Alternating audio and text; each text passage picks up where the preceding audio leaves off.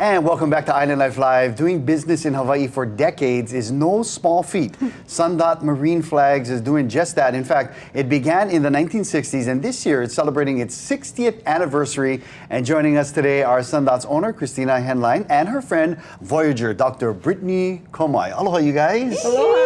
Hi, ladies. Thank you so much for joining us. Yeah. Thank you so much for having us. Loving the merch, loving what it is that you folks do. Can you go ahead and share your story with our viewers? So my name's Tina Henline. My great aunt Dorsey, she started Sundot 60 years ago, and she used to make fishing flags, hand sew them for her fisherman friends. This is one of her original collectors, OGs.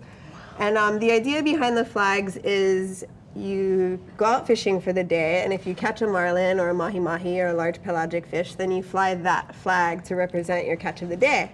So when you come into the harbor, everybody sees the flags flying, and they think, oh, that boat might have mahi-mahi for sale, or yeah, it just makes fishing another exciting thing for the trip. So if you don't catch nothing, you shouldn't.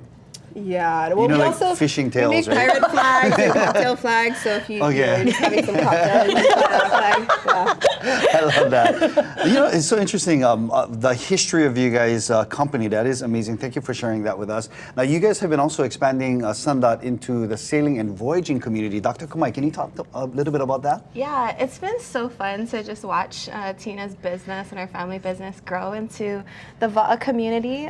So we were lucky during the Festival of the Pacific to be invited to sail on Lahaina's voyaging canoe, captained by Kayla Kalepa, who's 18, and an all Wahine crew. Yeah. Yeah, So cool. bringing the Australian delegates across. And then it's been so cool because the Hawaiian Sailing Association, they made their first flag. So this collaboration is really showing how much it's growing and building. Yeah. And it's not just in Hawaii, it's across the Pacific.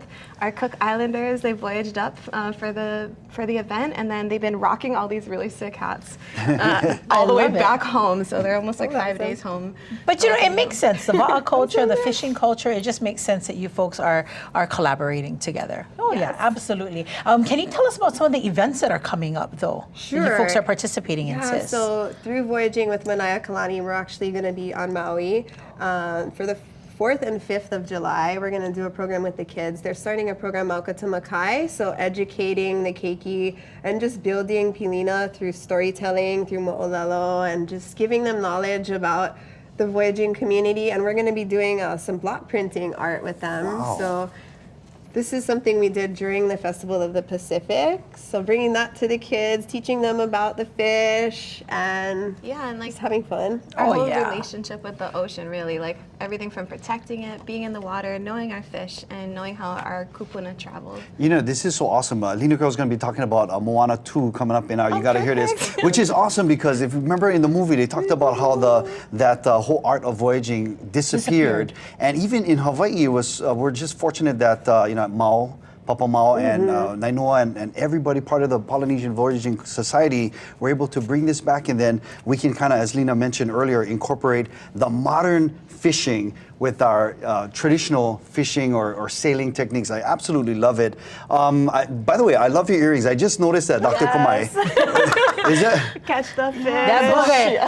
That's one lure right one of there. my It's two friends, lures. Yeah, gotta lure them Made in. these for me in high school. Oh, man. Yeah, like I love 20 that. years old, they're still going. We must mass produce that along with these Yes. fine products. Tell us about what you have displayed here. Okay, so these are some of our new hats. They're corduroy, and all our products represent our fish flags. So we try to stick with the same color. So Ono flag is orange with the white fish, and the Mahi Mahi flag is yellow with the blue fish. that's And so nice. bringing back the corduroy for the old timers. I like and this. Then, yeah, these are really fun too. Yeah, because then you can get one hat, and then when you catch one different fish, you just rip off the What if you don't catch one fish? Then you use this one right here. The high Hawaii. The high Hawaii.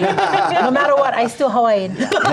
I like that. Thank you for making that patch because I'll be wearing the blank hat every single day. Okay, the lose money we gotta go one. fishing sometime. We'll catch you again. We'll catch you again. And also, talk about those slippers at the end. Yeah, we collaborated with Scott's Hawaii. They're also a local business. 90 years they've been in business, and we made some amazing fun slippers with our little fish flag logos on them. And yeah, you can shop those on our website or Scott's too. So yeah, I love collaborating with other local businesses in Hawaii. It's really fun, and I'm grateful that my business allows me that opportunity.